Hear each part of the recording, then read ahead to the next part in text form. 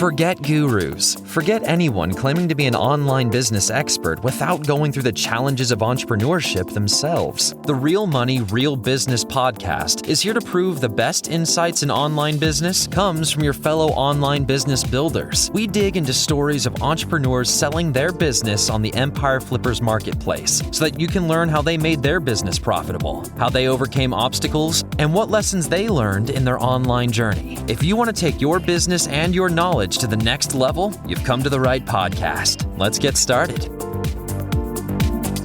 Hey everyone, Lauren here with another great business to discuss on this episode of the Real Money, Real Business podcast. Today's guest is Aymantas, and he's selling his Amazon FBA and FBM business on the Empire Flippers marketplace. So welcome to the show, Aymantas. How are you doing today? Hi Lauren, thanks for having me.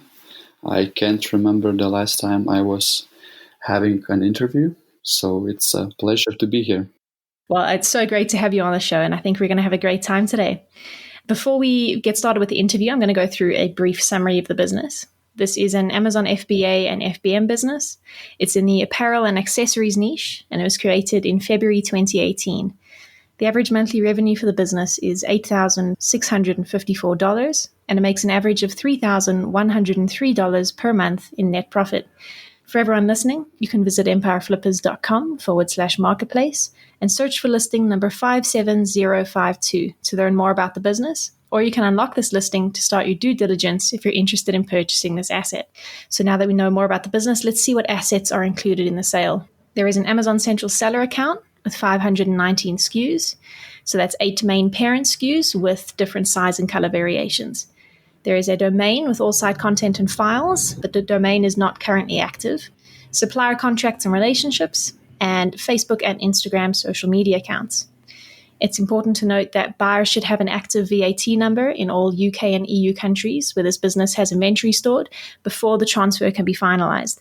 It's highly recommended to begin the VAT registration process as soon as possible. Please also note that inventory is not normally included in the list price, but further details can be provided to buyers who unlock the listing. So now that we know more about the business, let's learn more about the seller. Aymantas, can you tell us a little bit about your background in building and running online businesses? Yeah, sure. So in 2016, I've started Amazon merch business with my partners from university. So that was my first business, and that was not the business I'm selling right now. And that merch business was oriented towards printing designs, different pictures on t-shirts, hoodies, sweatshirts, and all the other merch on which you can put print, all the merch you can imagine. So let's say drinkware, covers for pillows, flip-flops, hats, and many other. So yeah, we ran that business for about 3 years, and we had about 20 people working for us. So that was a really nice experience. And in 2017, I've started my second business. It was like my side hustle. So that's the business in men's accessory niche we are talking about. That's the business I want to sell. And 2 years ago, after leaving my Amazon merch business, that the first one, I've started an Amazon cases and mobile accessory Shopify store together with my colleague, which is my main focus now. So total, it's about 5.5 years in online businesses. Yeah, that's great. It sounds like you've got some good experience under your belt there. How did you come up with the idea to start this accessory business? Yeah, so after we started that first Amazon merch business, the first year was really tough in terms of cash flow. So we were not paying any salaries for ourselves, but just, hiring other people, other employees, and buying equipment. And that period, I needed sometimes source of money just to cover, my basic needs. So I came with an idea to sell an accessory, which I really good understand, in a marketplace where I already have at least some experience. So that was Amazon. So I found an awesome supplier who had what I searched for. So yeah, for the first year, I was really working hard on it, on that business idea. And after a year, I found a second supplier. And then I started to launch new models. But when it was perfect time to scale, I put my focus back my main business, which I was working on with those university colleagues. So that first Amazon merch business. And from then on, for more than 2 years, I put only a tiny amount of time to the men's accessory Amazon business. Wonderful. So what made you choose to start an Amazon business over a traditional e-commerce business, for example, like Shopify? Yeah, so the main reason was that when you have a Shopify store, you have to take care of front end and back end. Like you need to develop a product, you need to make sure its quality is perfect, and you need to take care of all the marketing, all the traffic, all the marketing materials, ads, and etc.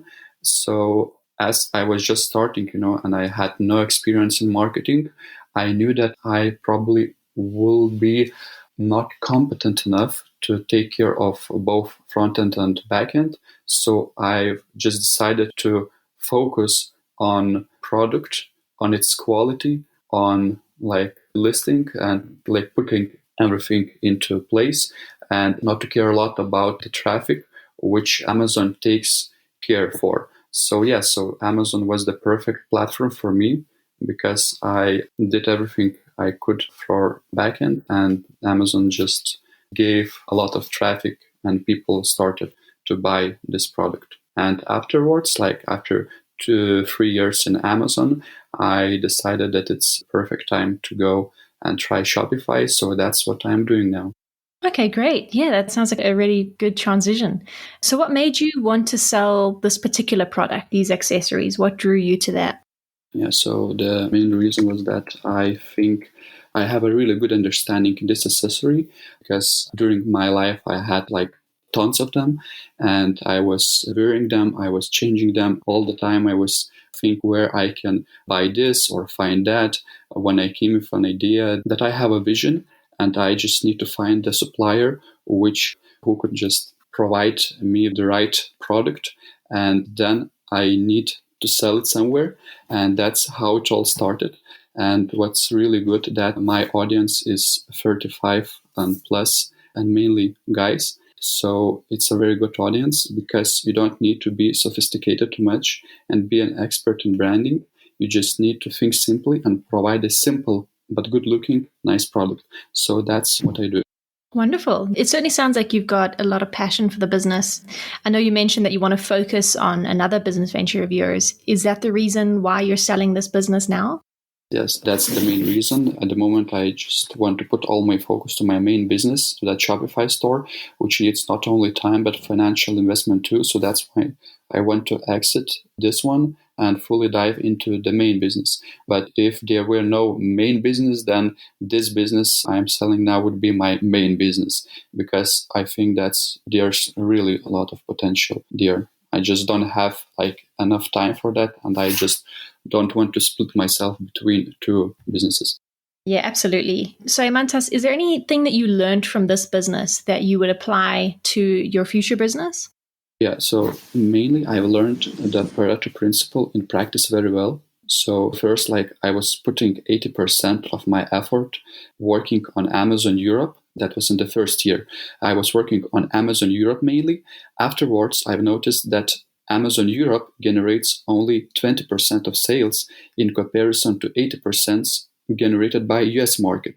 And the second time was when I launched more models and variations, thinking that it will make the big spike in revenue.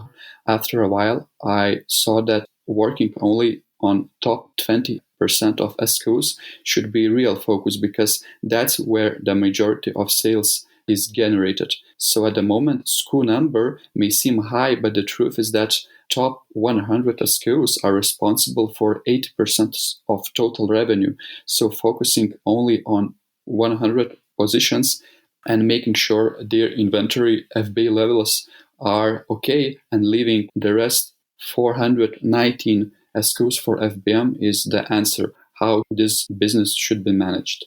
Yeah, that's fantastic advice, and it definitely seems to have worked well for you so far.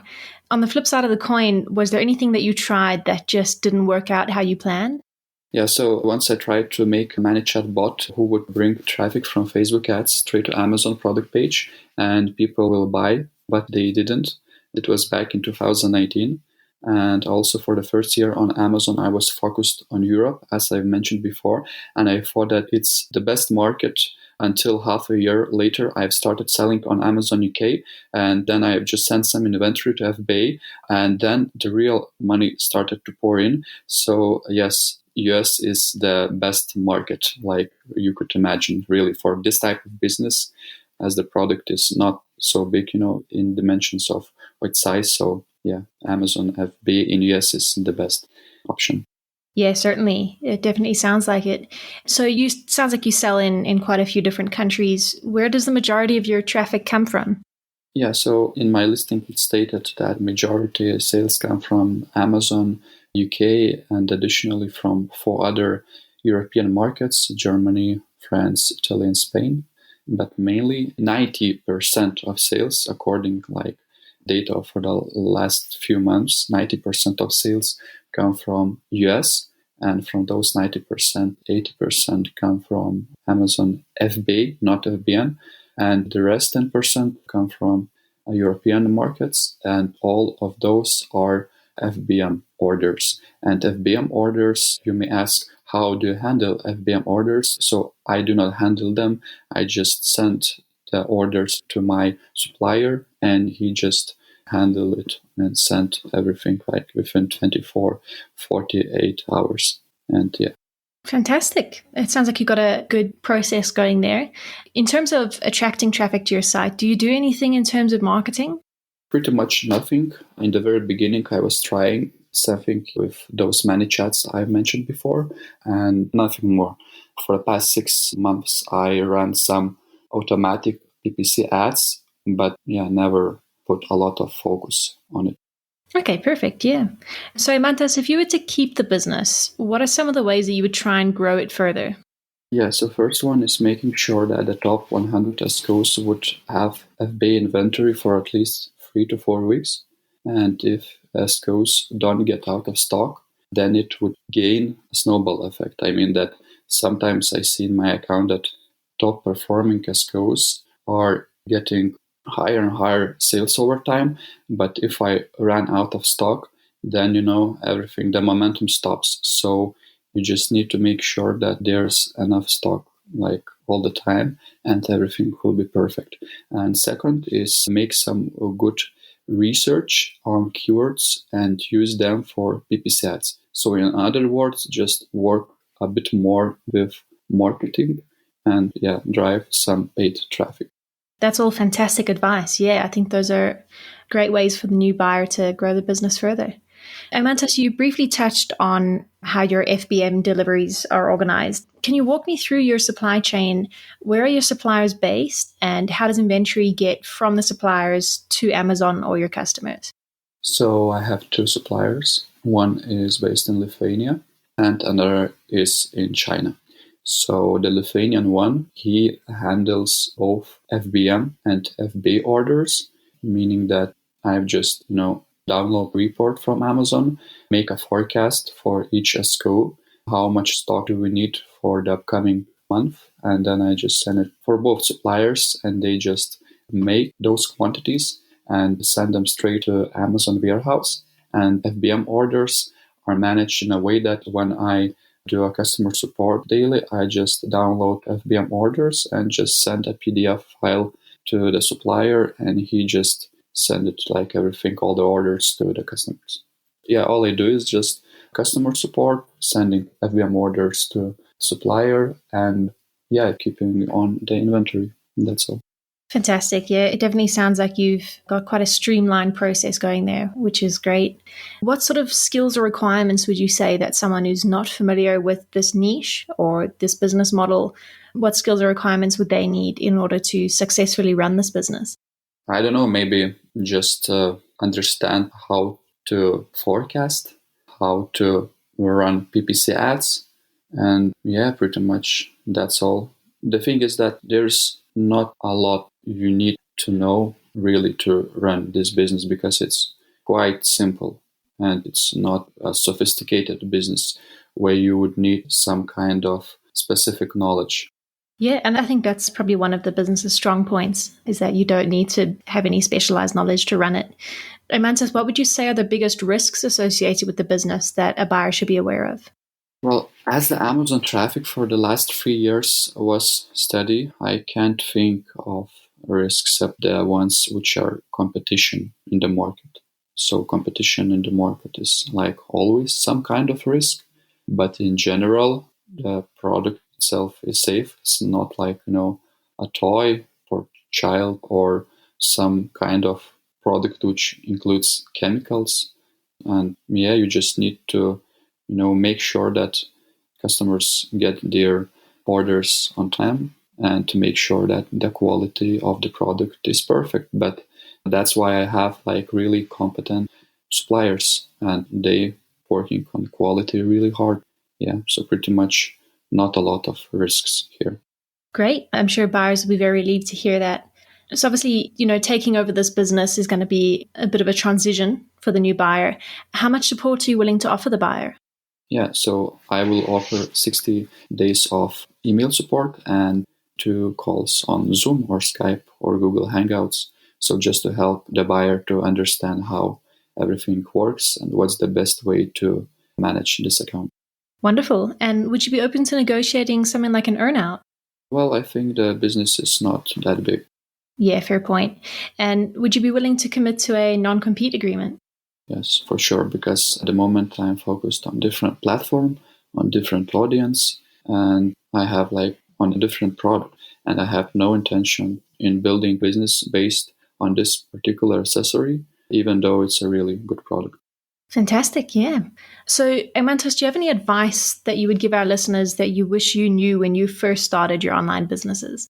Yeah, so my advice would be more aggressive, be more brave, test more, and just try to do everything quickly. So yeah, urgency, effectiveness, and just being able to be patient, because sometimes results needs time. So yeah, I think that's the best recipe.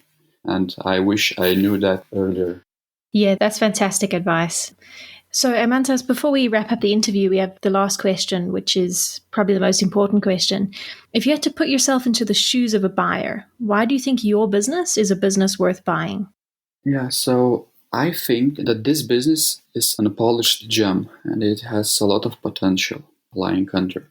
So if you know how to run PPC campaigns and you will make sure that FBA inventory doesn't get out of stock often, then it's a matter of time when sales at least double or even triple. And if you do totally nothing, then probably the revenue will remain the same as it was for the past 2 years. So yes, some initial effort is needed, but I think is really worth trying and working on this business. Yeah, so that would be my answer. Yeah, those are all very compelling reasons why buyers should be interested in this business. And I wish you the best of luck with the sale. Is there anything else that you'd like to share with our listeners before we finish the interview? No, Lauren, thank you so much for having me. And yeah, I think I said everything I wanted. Brilliant. Well, thanks so much for your time, Emantas. It's been really wonderful talking to you and learning more about your business. Thank you so much, Lauren. All right, everyone. Thanks for listening. To learn more and see if this listing has already been sold, head over to empireflippers.com/marketplace and search for listing number 57052. If you're watching this on YouTube, click the link in the description to go straight to the listing. Once you've unlocked this listing, you'll be given everything you need to know about this business. So until next time, enjoy your digital journey.